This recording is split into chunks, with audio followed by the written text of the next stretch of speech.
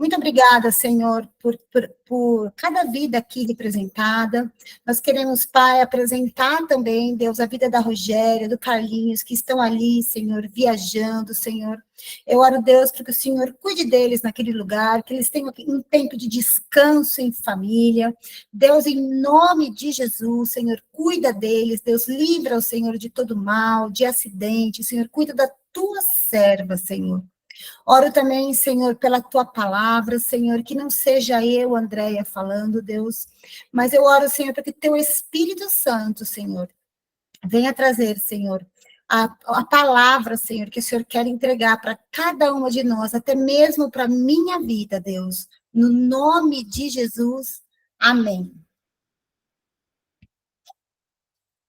Meninas, quando a Rô falou para mim, quando ela falou para mim, Andréia, traz uma palavra, ela pediu para mim continuar no tema profético, na palavra profética da nossa igreja, que é o tema da reconstrução. E quando eu confesso que logo quando nós recebemos, né, a palavra profética da igreja, na hora eu pensei assim, nossa, gente, eu até comentei para a Rogéria, eu falei, nossa, reconstrução, para mim reconstruir, reforma, refazer, assim, é o que a gente pensa assim, vai dar trabalho, vai ser trabalhoso, é difícil, não é de uma hora para outra, não acontece assim. E eu fiquei pensando, Deus tem misericórdia de nós. Mas a verdade é que nós temos é que o Senhor, ele é o rei da reconstrução. Ele é capaz de reconstruir qualquer coisa. Deus, desde o início, ele tem reconstruído os erros, ele tem, de uma forma ou de outra, ele traz uma reforma diante dos erros do homem, desde lá. Eu pensei, nossa, até quando Adão e Eva pecaram, Deus teve que agir e já entrar com um plano para a reconstrução da humanidade. E a gente vê, em vários capítulos da Bíblia, isso acontecendo novamente. Porque um processo, Deus vem do início até o fim. A Bíblia vem falando desse processo de restauração, um processo de renovação. Porque Deus é o único capaz de restaurar as nossas vidas. Ele é o único capaz de tirar o nosso cansaço, de tirar a nossa tristeza, de nos fazer arrepender, de nos trazer de volta para o centro da vontade deles. Muitas vezes não é pela nossa força, mas é porque ele mesmo nos vai lá, volta aqui, não é esse o caminho, recomeça, refaz a rota. E o Senhor falou comigo, e ele veio me trazendo algumas passagens da Bíblia, e só que eu pensei muito, foi no que eu pensei na parte da reconstrução é o que eu preciso estar reconstruindo na minha vida, qual a área da minha vida, qual a área da sua vida hoje, que você olha para ela e fala assim, Deus, essa área eu preciso reconstruir, essa área eu quero algo novo, né? E eu estava vendo lá em Esdra que quando os profetas, o pessoal entrou na cidade e chegou o templo estava destruído. E havia ruínas naquele lugar. E a primeira coisa que os sacerdotes começaram a fazer, eles pegaram um monte de pedra e eles começaram a adorar. Eles começaram a adorar dentro, debaixo, ao derredor de ruínas. Nada havia sido reconstruído ainda.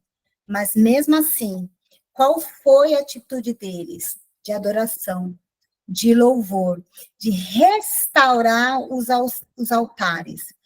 E aí, hoje eu perguntei para o Senhor, quais são os altares da minha vida que o Senhor tem para reconstruir? O que da minha vida, o que dentro de mim precisa ser reconstruído, né? Lá a gente fala muito de Neemias. Neemias, ele é muito, a palavra de Neemias é maravilhosa porque ela traz os pontos para a gente, né? Pontuais da questão da reconstrução do mundo, de como Deus levanta Neemias e ele nos traz ensinamentos assim maravilhosos para a gente aplicar, né? Mas o que a gente tem que ver é que uma reconstrução muitas vezes começa dentro de um caos, dentro desse lugar destruído, e vai depender da gente, dos nossos altares, dos nossos pilares. A gente tem que estar fundamentado em Deus, em Cristo. A nossa esperança tem que estar nele, nós temos que estar firme, porque é a partir de nós, de como nós estamos dentro dessa ruína ao nosso redor, que Deus vai começando a reconstruindo. Ele começa reconstruindo dentro de nós, para que vá para fora. E como eu não quero, eu quero primeiro começar trazendo de Neemias, depois eu volto ali no que o Espírito Santo me trouxe muito assim agora no final da tarde. O Espírito Santo falou muito comigo através de uma palavra do Novo Testamento, mas eu quero trazer um pouquinho, 3 pontos lá de que acontece com Neemias, quando Neemias é o chamado para reconstruir, né, os muros, para ir lá para Jerusalém. O que a gente aprende ali com Neemias? Primeiro, a gente vê que Neemias já estava lá na Babilônia, ele estava vivendo a vida dele, ele estava seguindo a vida dele, ele podia estar seguindo ali, né, continuando, ele tinha um bom trabalho, ele tinha um trabalho de confiança, trabalhava para o rei, e ele não precisava nem se preocupar. Se a gente fosse ver qual que era o problema dele pegar, e aí, como que entra a Rogéria falando, né? Ele foi igreja, né? Ele foi igreja, porque ele se entristeceu com a destruição da cidade dele. Nós temos, sim, que nos entristecer com as coisas que acontecem ao nosso derredor. Mas com a passagem de Neemias, a gente aprende, tem muita coisa que a gente aprende, mas eu destaquei 3 passos, que o primeiro é que para reconstruir, Neemias, primeiro, ele teve que passar por um momento de uma dor profunda.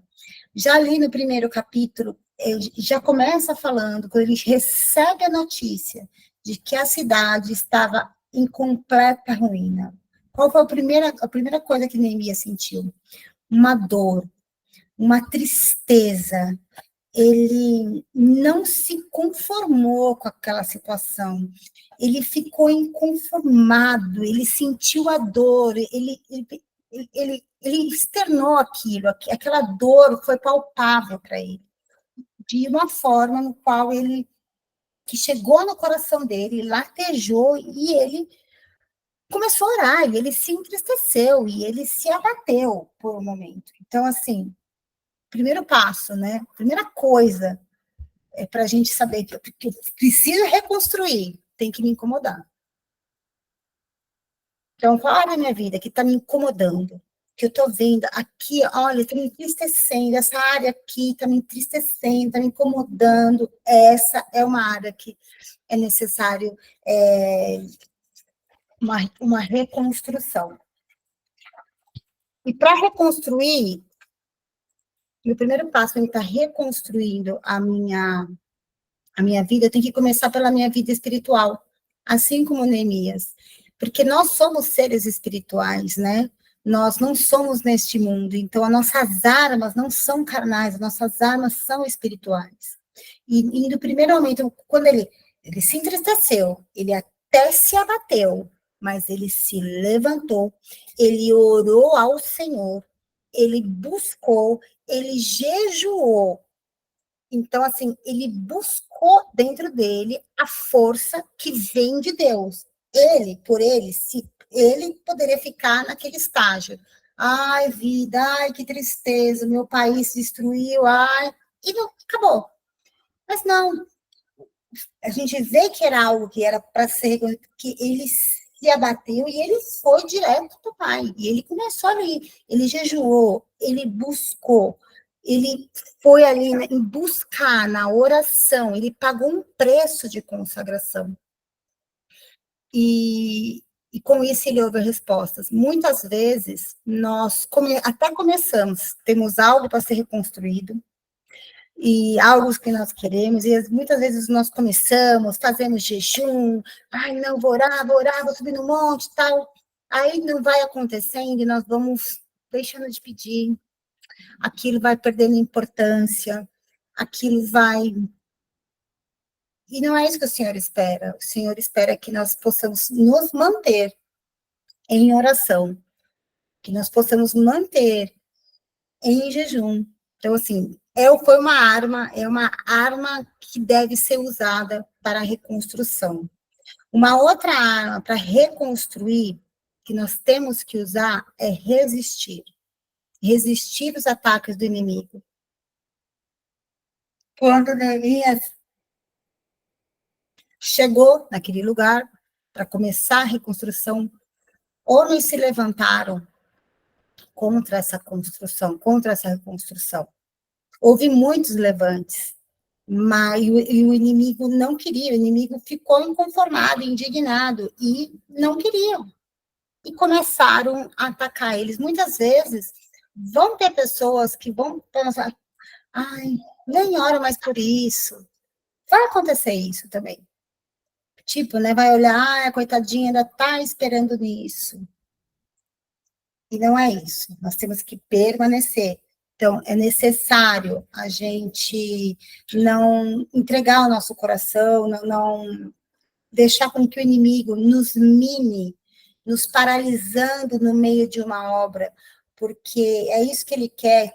Tem lá no versículo, aqui no capítulo 4 de Neemias, eu marquei até, 4, de 1 a 3, diz assim: tendo Sanbalate ouvido que edificávamos o muro, ardeu em ira e se dignou muito e escarneceu-se dos judeus.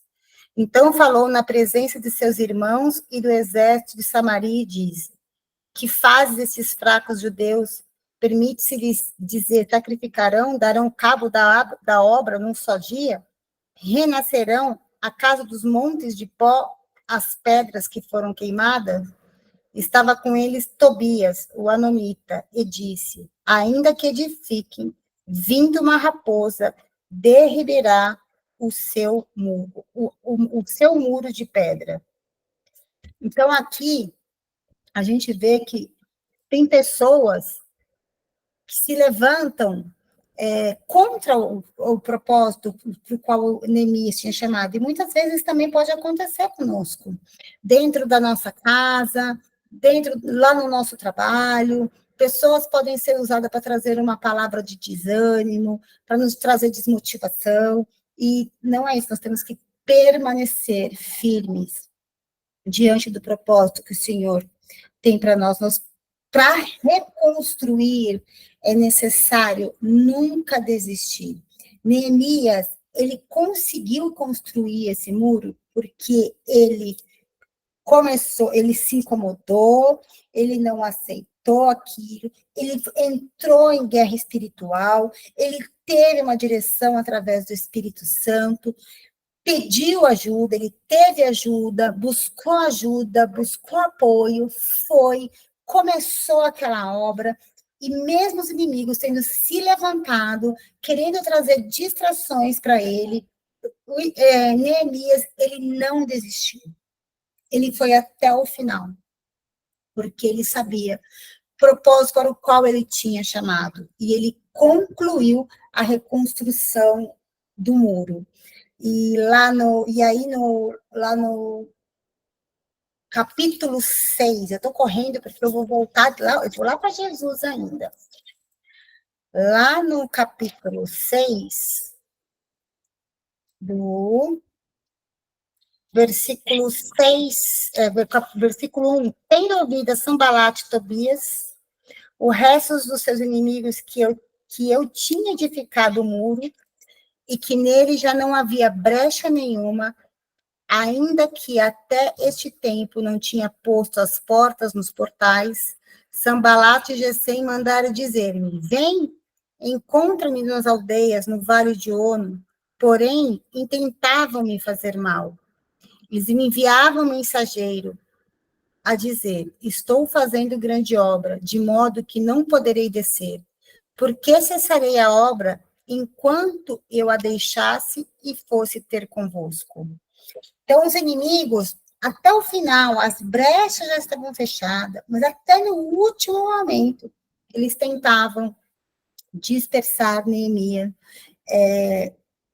do centro do propósito da reconstrução do muro pelo qual ele foi chamado. E aí, quando eu fiquei meditando, eu falei, Senhor,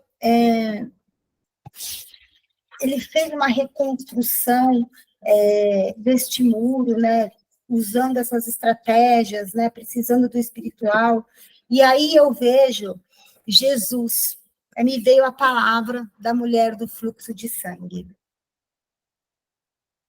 Eu pensei muito nela hoje, eu confesso, assim, muda totalmente o contexto, mas o Senhor me trouxe aquela mulher que há 12 anos, não era um dia, não era um ano, mas eram 12 anos, que sofria de um sangramento, que tinha hemorragia. E essa hemorragia trouxe para ela diversos problemas. Ela acabou com o dinheiro dela, tentando tratamentos, no qual ela não conseguia ser curada. Essa mulher, e engraçado que eu lembrei muito do The Chosen. Eu não sei se alguém assistiu o capítulo da mulher samaritana, eu achei linda, porque ela não podia, ela nem podia no contexto, ela não podia sair, andar entre a multidão, porque ela estaria contaminando o povo. E aí ela pegando as roupas para lavar, eu imagino, o que essa mulher sofreu sozinha, né? E eu fiquei pensando, meu Deus, foram 12 anos de dor. E o caso dela era uma doença. Era algo que não dependia só dela, né? Não dependia dela. E lá em Marcos 5 relata sobre essa mulher que sofria essa hemorragia. E quando ela encontrou Jesus, Jesus restaurou a vida dela, restaurou a saúde dela. Mas, assim, o que eu vejo, o que o Espírito Santo me trouxe referente à vida dela? Porque mesmo 12 anos ela sofrendo, mesmo 12 anos ela passando por essa agonia, e ela já não tendo mais nada, ela não desistiu, ela decidiu correr atrás do espiritual. Ela ouviu falar de um homem que curava. E por ela não poder não estar no meio de uma multidão, ela não se trancou. Ela decidiu. Se há alguém que pode, se há um homem que pode me curar, eu vou até esse homem. Então, ela teve uma atitude de fé. Então, o primeiro lugar onde eu vejo, a primeira luta dela, aqui para mim foi, ela buscou o milagre no espiritual. Ela precisava, era só um milagre para dar a cura para ela. E a maneira que ela se encontrava, debilitada. Imagina a gente, 12 anos. Gente, eu vou falar para vocês, gente. Eu, no terceiro dia, eu tô tomando o Ponstan. Porque, assim, para mim não dá mais. Ponstan, 4 por dia para cessar, porque, assim, é horrível. Agora, você imagina 12 anos. Imagina uma mulher cansada, debilitada, pálida, cabelo todo, assim, sem emocional nenhum, vontade zero de se arrumar, sabe assim, que nem andando no The Chose mostra ela, sabe assim, ela andando na rua, cai o pano, aquilo escorrendo, naquela época, aquilo, eu pensei assim, meu Deus, qual foi a atitude dela? Foi atrás. Ela tomou coragem, e foi atrás daquele que era capaz de... E a impureza dela não fez ela parar diante da situação. Ela foi em busca do milagre dela. E o que eu vejo nela? Coragem. ela não desistiu, ela enfrentou a multidão. E a última parte que eu vejo que ela fez, que para mim, assim, e além de tudo, depois dela ter tocado, ter saído, né? Todas essas coisas que ela deve fazer, a coragem dela sair doente, entrar no meio da multidão, de poder ser descoberta, porque ela não poderia estar ali, porque ela era impura. Tocou, e Jesus ainda me solta. Quem foi que me tocou? No meio de uma multidão. Fazendo com que a mulher confessasse diante de todos que tinha sido ela. Ela falou, e o Senhor me curou. E eu falei assim, Jesus, muitas vezes a gente acha que Jesus não está mais restaurando, não restaura a saúde, não faz não anda fazendo, mas Deus faz as coisas da forma que Ele quer. Nada impede Deus de fazer. Eu me lembrei também do homem impuro, do homem cheio de espírito, que vivia nas montanhas, onde as pessoas prendiam ele, e Jesus estava vindo desceu do barco, desceu pelo mar da Galileia, e aquele homem veio gritando diante dele, todo endemoniado, e Jesus expulsou aqueles demônios, e Jesus falou assim para ele, olha, tá, e você ainda, os demônios falaram que eles eram legião, que eles não queriam morrer. Aí Jesus expulsou eles, e eles foram para aqueles porcos, e Jesus libertou eles, Deus restaurou eles. Então eu vejo um Deus que ele restaura todas as coisas, através daqueles que o buscam, através daqueles que não desistem, né, de buscar. Então, Neemias mostra aqui para a gente os passos certos, não desista. Não vai ser fácil, não é fácil estar no meio de uma situação. Não foi fácil para essa mulher ficar 12 anos, chegar ao milagre dela. Não é fácil, muitas vezes, a gente ficar esperando o nosso marido se converter verdadeiramente de coração. Você vai para a igreja, ele critica. Não é fácil. E muitas vezes, eu vou falar por mim, muitas vezes, eu já me cansei, eu falo, ai, gente, eu nem vou mais orar nisso. Ai, meu Deus, não. E Deus fala assim para mim, volta. Volta porque eu estou restaurando. Volta porque eu tenho que fazer. E a gente tem que voltar. E a gente tem que permanecer. E a gente tem que crer que vai acontecer. Nós não podemos desistir dos processos. Deus tem restauração para nós todas, para todas nós, no momento certo de cada uma. Mas sempre Ele começa restaurando as nossas vidas, o nosso interior. Como? Nos aliviando, tirando o nosso cansaço, nos trazendo a paz que excede todo entendimento, nos trazendo esperança, nos renovando as nossas forças. Porque muitas vezes, que nem eu vejo assim, diante de uma ruína, se eu não tiver esperança, se Deus não renovar minhas forças, se Ele não renovar minha esperança, o que eu vou fazer? Nada. A gente não faz nada. Se Deus não lutar por nós, se Deus não trazer sobre nós o refrigério, se o Espírito Santo não nos fortalecer, é aquilo que eu estava falando no começo. Deus tem o controle da nossa vida. Se nós não permitirmos Ele agir em nós, se nós não abrirmos o nosso coração para que Ele entre e faça mesmo o que Ele tem que fazer, a restauração, a reconstrução, reconstruir. Muitas vezes a gente volta para aquele lugar porque tem uma pedrinha aqui no nosso coração que a gente fala, ah, Jesus, essa pedra eu não aceito, vai ficar aqui, deixa aqui, a gente gosta. Aí passa 10 anos, a gente resolve tirar a pedra. Aí a gente é restaurado por completo. Então, o que o Senhor tem para restaurar na tua vida? O Senhor, domingo eu estava no culto do pastor Daniel, e na hora do apelo, eu não sei quem estava no culto das 9, gente, foi muito forte, porque fazia muito tempo que eu não via isso na igreja, e nesse jejum, uma das coisas que eu tenho orado muito quando eu vou orar pela igreja, Eu tenho orado muito pela questão para que caia o espírito de vaidade.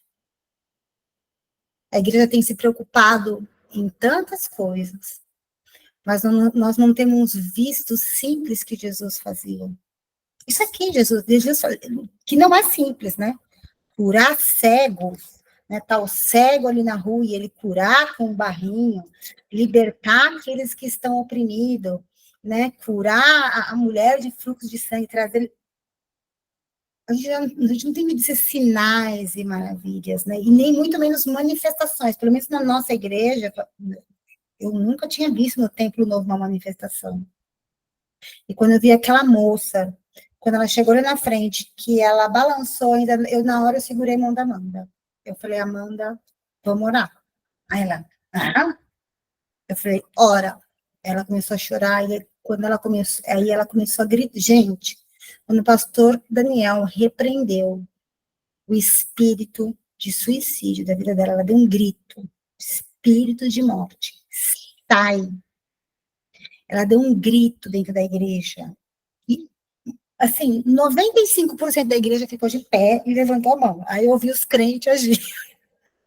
Ficou todo mundo de pé com as mãozinhas. E todo mundo começou a interceder. Eu comecei a chorar. Porque, gente, ela teve um choro.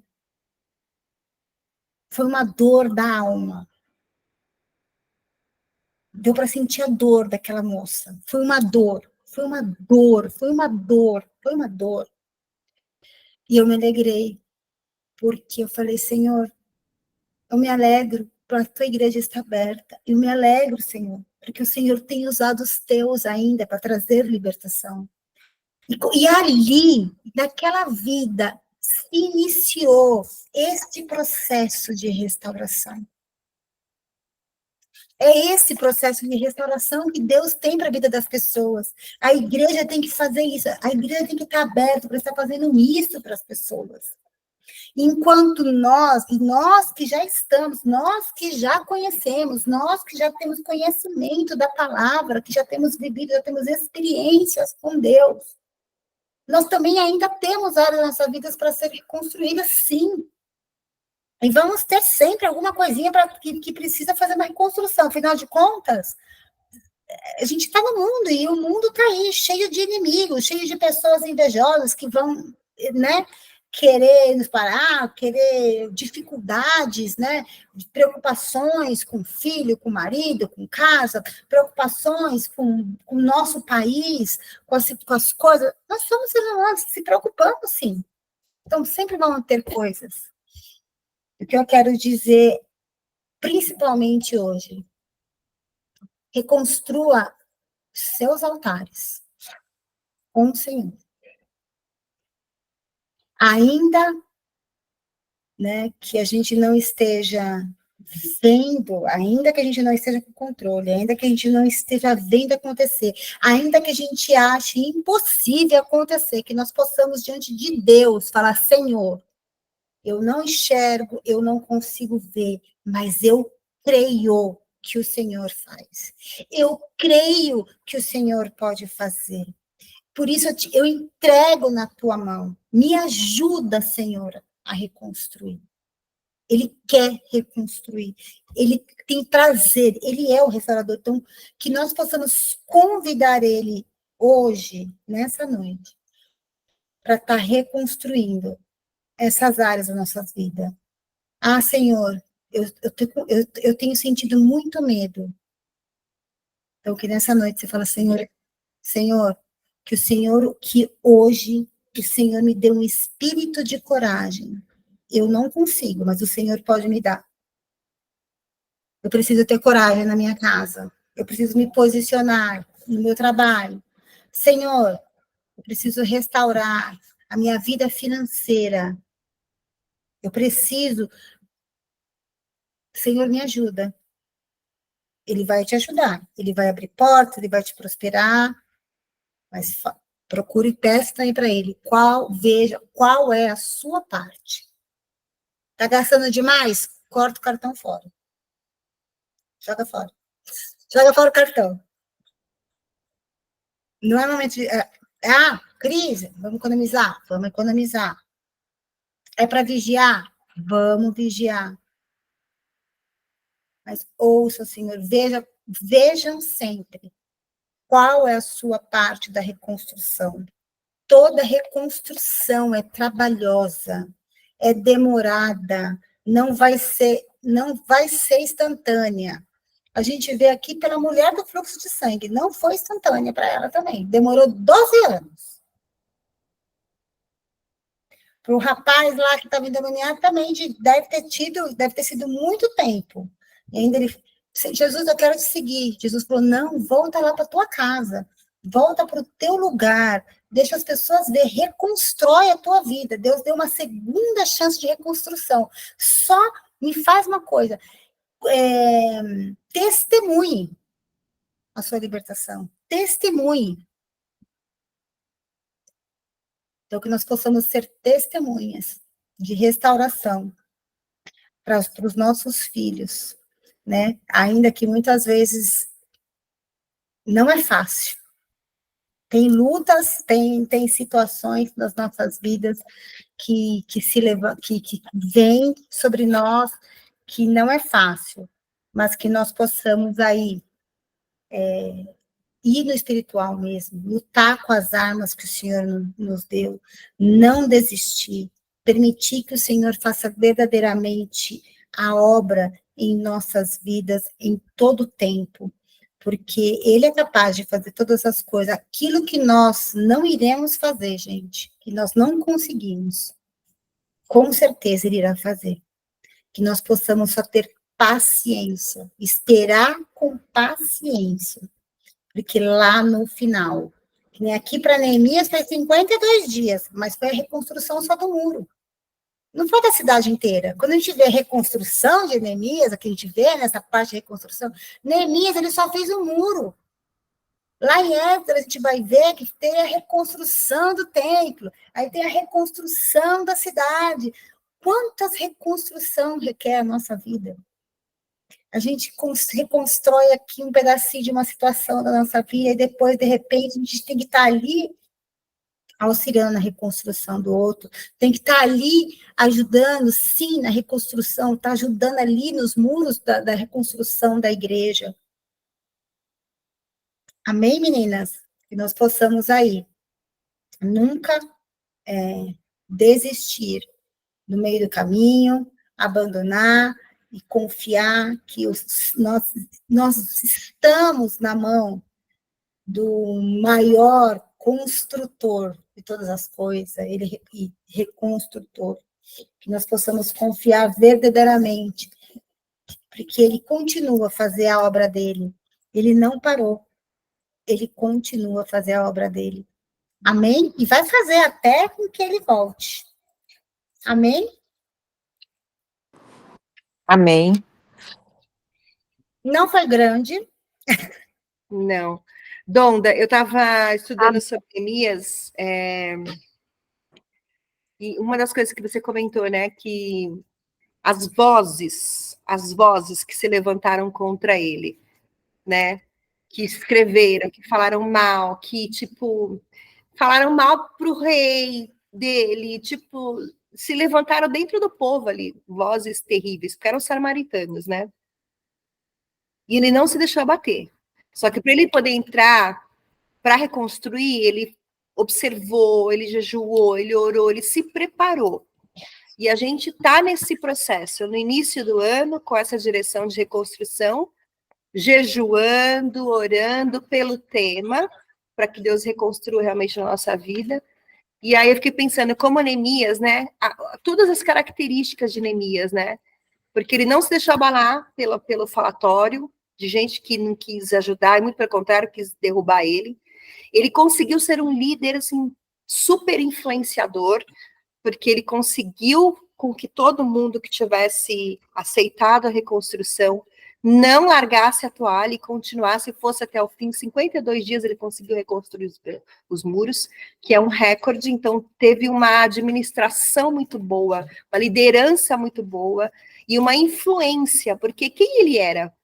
Né? Eu fico pensando, quem ele era? E Deus é tão maravilhoso, porque ele não era assim, o profeta Neemias, blá, blá, blá, blá. Mas antes de tudo isso, ele era o copeiro do rei. Exato. E a gente vê nisso que Neemias, ele precisou de outras pessoas.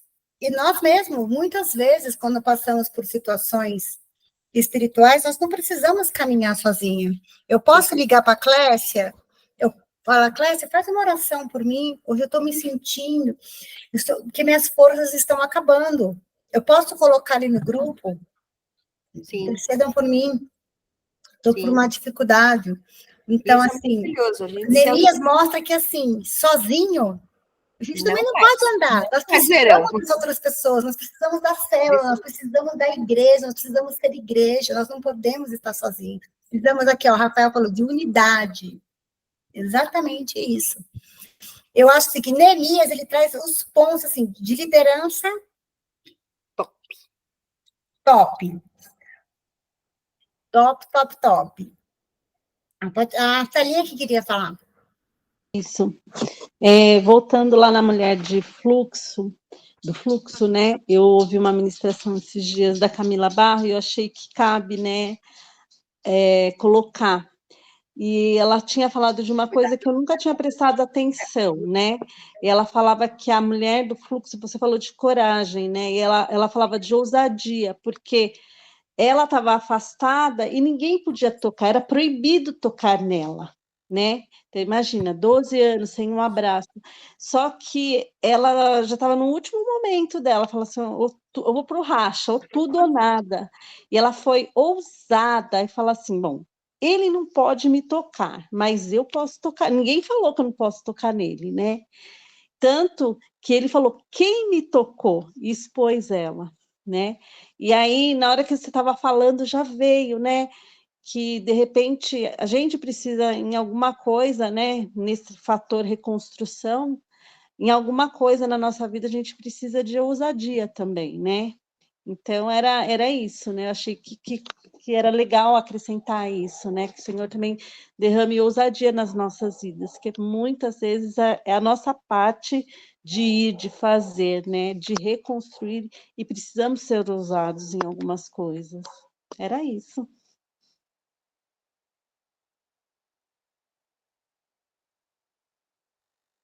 Oi, Bá.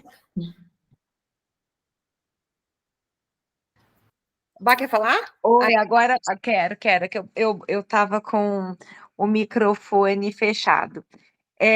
Justamente dessa palavra da mulher do fluxo de sangue, eu estava me lembrando aqui de um versículo e que eu fui buscar porque eu não sabia exatamente onde estava, que é Provérbios 13:12. Que eu acho muito verdadeiro, né? Porque a gente o tempo todo fica tentando, passamos por aflições, ficamos tentando se lembrar da palavra de Deus, são palavras de afirmações, palavras de encorajamento, enfim, quando muitas vezes nem mesmo a gente acredita naquilo que a gente está dizendo, porque às vezes a dor pode ser muito grande, a situação pode parecer desesperadora, enfim. E aí eu me lembrei desse versículo que tem muito a ver também com essa mulher do fluxo de sangue e com as nossas vidas, que diz assim: a esperança adiada enfraquece ou adoece o coração, mas o desejo realizado é a árvore da vida. Aí eu sempre fiquei pensando muito sobre isso. Por que Deus coloca isso através da vida de Salomão, né? Ele simplesmente diz isso. Aí, se você olhar o contexto ali, embaixo diz o que despreza a palavra perecerá, mas o que teme o mandamento será galardoado. Aí você vai lendo, porque Provérbios fica aparecendo versículos não muito conectados, né? Mas aí eu fiquei pensando, por que que o Senhor permitiu uma palavra dessa, justamente, dando força para aquilo que às vezes, muitas vezes a gente sente, né, fala: "Senhor, eu espero tanto algo, que isso tá me e não vem, isso tá me adoecendo". E o Senhor disse que isso adoece, e que quando a gente realiza aquele desejo, aquela necessidade, é como árvore da vida. Né? E quando é árvore da vida, nós damos frutos, damos sombras, e as nossas folhas são cura para as nações. É como se dissesse, porque como que eu posso dar daquilo que eu não tenho, né? Então, aquela mulher, ela ficou 12 anos esperando uma cura, mas ali depois de 12 anos, depois de ter gasto todo o dinheiro dela, o tempo dela com médicos e nada resolveu. E ela sofreu demais, porque ela nem poderia se relacionar. Ela ficou simplesmente sozinha no mundo, né? Mas ainda assim, quando ela ouviu falar de Jesus, ela teve esperança renovada. E ela foi lá ousada, e a gente conhece tudo isso. E é tão interessante porque o Senhor colocou isso, porque quando nós somos fracos, é aí que somos fortes. Porque nós não percebemos que a nossa esperança, porque Ele se chama esperança. E nós não percebemos que mesmo quando nós não achamos que temos esperança, é Ele que todas as manhãs renova as nossas esperanças, não é? E a gente muitas vezes não percebe, mas mesmo que a gente não perceba, ele está ali fazendo, realizando, eh eh, fa fazendo com que a gente não se esqueça que ele sempre será conosco.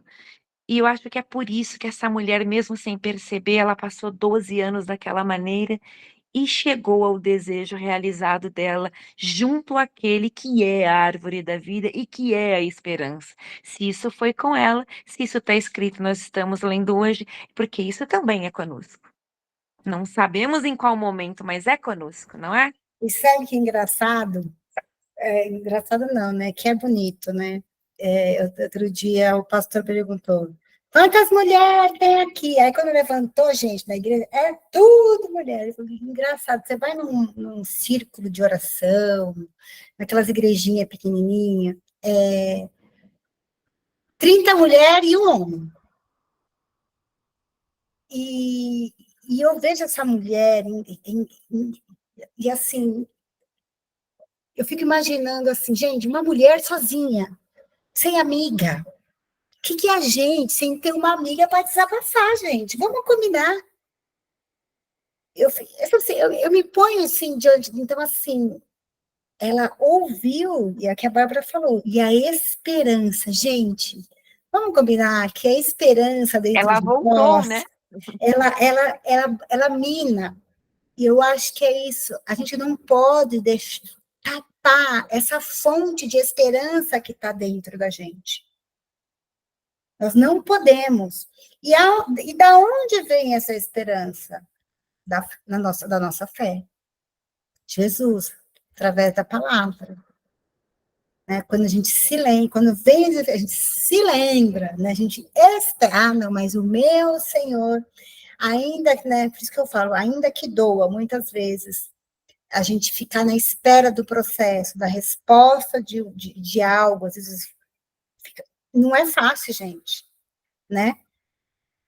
Mas o que eu acho, o que me pega essa mulher é essa, porque assim, gente, a gente sabe que essa questão de sangramento, essa questão de não ter convivência, apesar que se fala muito pouco dela, né, ali na Bíblia, se fala muito pouco, a gente não sabe, mas assim, mas só porque a gente vê, ela se mostrou uma mulher para a gente forte, cheia de ousadia, cheia de coragem, e que, mesmo diante de todos os não que ela tinha tido ali, ela, na hora que a esperança passou ali na vida dela, ela falou, eu creio, se ele faz, ele vai fazer por mim, e ela foi atrás. E a gente vê isso em muitas mulheres, né? Mulheres quando a gente vai nesses círculos de oração, eu tô falando, não estou precisando em um desses, porque numas rodinhas, ô Nívia, me leva lá naquela irmã, lá em Datuba, eu estou precisando de uns círculos desses. Que essas mulheres, elas têm uns testemunhos, umas experiências sobrenaturais que, assim, que aquecem o nosso coração e que nos acende novamente a nossa esperança, né? É aquilo, né? Um testemunho. E a palavra, ela tem um poder, assim, sobrenatural dentro das nossas vidas. E o Espírito Santo, né? Agindo por nós, né? Todos os dias. Testemunho, gente, acho que não tem coisa que move a gente mais que testemunho. Nossa, falou tudo, assim. E você sabe que na nossa igreja, se há pouco, né? Testemunho. Estímulo, Você sabe que essa semana eu encontrei com uma moça, eu falo, Deus é tão maravilhoso que ele cria situações, né? Eu falo que uma das coisas que eu oro de manhã é assim, Senhor, coloca as pessoas certas no meu caminho, tantas que vão ser abençoadas através da minha vida, quantas que vão me abençoar. E eu fui fazer a raiz do meu cabelo no cabeleireiro, tava lá e tal, e aí chegou uma moça toda conversando, falando, mais falando que eu até. E daí ela comentou da filha dela, que tinha epilepsia, que não sei o quê, que bababá, que babá. E que estava com problema no prédio dela com os elevadores. Aí a cabeleireira falou, ela trabalha com elevador. Aí a gente acabou conversando, né, sobre o elevador. Nada a ver de igreja, nada disso. E aí ela falou que eu tenho muito medo, que eu moro no 10º andar, minha filha tem epilepsia, não sei o que tem, deixa ela andar no elevador, que bababá. Bom, foi. Chegou uma hora que aí eu comentei assim... Ela falou assim, você estava procurando escritório? Olha como a conversa vai longe, Deus acha uma maneira. Eu nunca imaginei que fosse chegar nesse detalhe. Estava procurando escritório e tal, a Tatá comentou, eu falei, pois é, mas eu acho que eu vou mudar agora, não sei o quê, porque eu estava procurando aqui perto, né? Ela falou, então, mas eu tenho lá na Paulista. Eu falei, na Paulista não dá, tem que muda minha vida muito do avesso, eu tenho alguns compromissos, assim, eu falei, eu tenho muita coisa aqui na Leopoldina, eu queria aqui perto, porque eu, de quarta-feira, eu vou na igreja, vou numa igreja aqui perto. Você vai, que igreja? Sabe? Aí começou.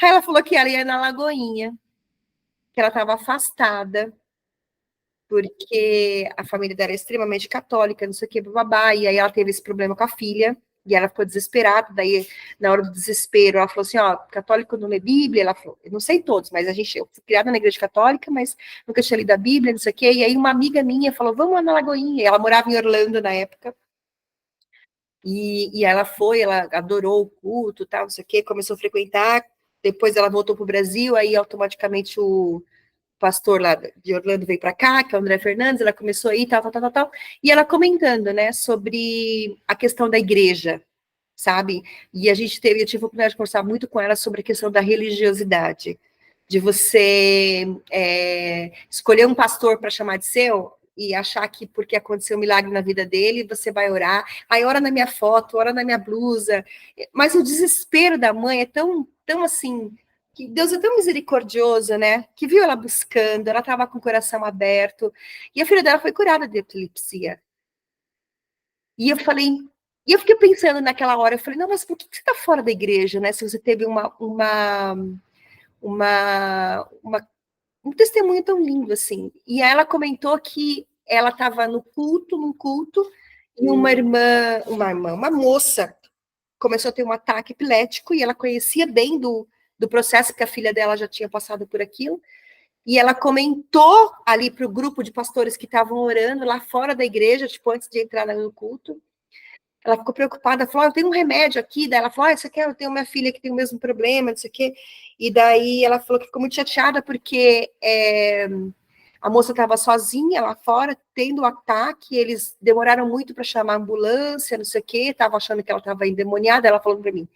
Mas o que mais chamou atenção foi que o culto começou, era uma grande apresentação, louvor, a palavra, e ninguém nem sequer citou na muvuca que estava acontecendo lá fora. Ninguém falou assim, vamos orar pela irmã, que uma irmã lá fora está passando mal, vamos levantar um clamor aqui, não sei o quê, entende?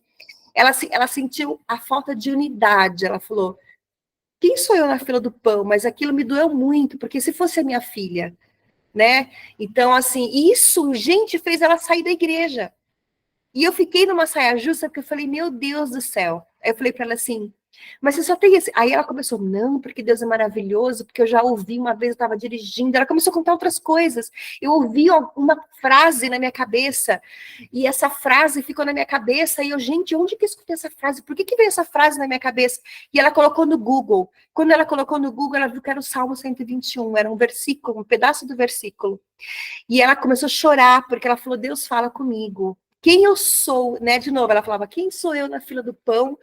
Eu sou pecadora, eu saí da igreja, não sei o quê, mas assim, ele continua me buscando. Daí eu tive a oportunidade de conversar com ela, a gente ficou um tempão conversando, convidei ela para a célula, ela falou que online ela não vinha, mas ela vai ver se vem no presencial, não sei o quê, não sei o quê, não sei o quê.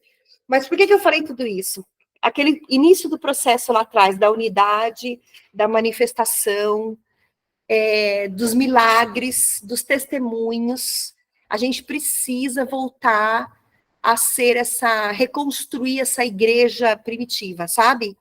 Essa igreja primitiva que a gente ora um pelos outros, que a gente realmente se preocupa um com o outro, que a gente, se precisar de ajuda financeira, se precisar de uma palavra, se precisar de uma visita, se precisar de um conforto, se precisar de um abraço, e a gente ter essa disponibilidade, não entrar e sair como, sabe, como se o mundo fosse só o nosso próprio umbigo.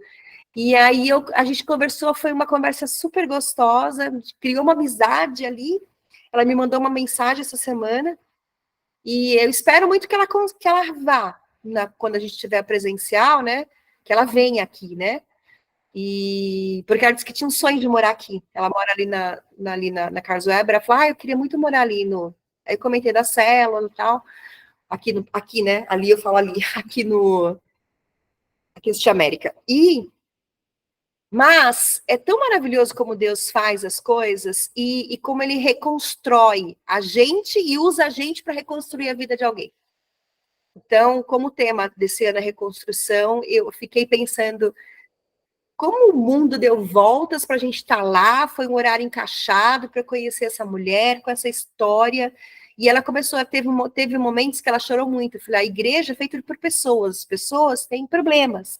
Né, o pastor é um pastor que pode, de repente, a liderança, sabe? As pessoas têm problemas, né? A gente não pode achar que tudo é perfeito dentro da igreja. Você não pode, você saiu da igreja, procura outra, falei. Se o problema é essa igreja, não é essa igreja, porque tem irmãos lá que eu amo, inclusive que orou pela minha filha, não sei o quê. Falei, então, acha outra, porque Deus está te chamando, está te procurando, está te cutucando. E aí ela chorou bastante, então foi tão linda essa experiência, sabe?